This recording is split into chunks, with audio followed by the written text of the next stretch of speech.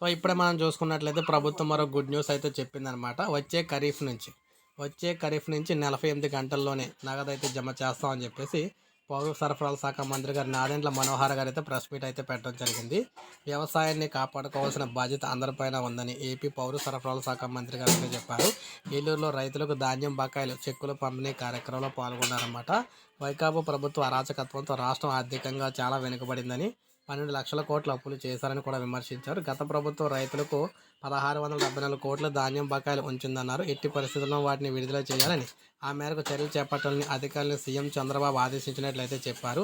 కష్టకాలంలో ఉన్నా కూడా గత నెలలో 1000 కోట్లు విడుదల చేశామని, ఇప్పుడు మిగిలిన 674 కోట్లు అందజేస్తున్నట్లు చెప్పారు. ఉమ్మడి పశ్చిమ గోదావరి జిల్లాలో దాదాపు 35,000 మంది రైతుల ఖాతాలో 472 కోట్లు జమ చేశామన్నారు. గత ప్రభుత్వం రైతులకు గోదాల కింద కూడా అందజేయలేదని చెప్పేసి విమర్శించారు. గోతాల డబ్బులు కూడా రాబోయే ఖరీఫ్ సీజన్ నుంచి 48 గంటల్లోనే రైతుల ఖాతాలో డబ్బులు జమ చేస్తామని చెప్పడం జరిగింది.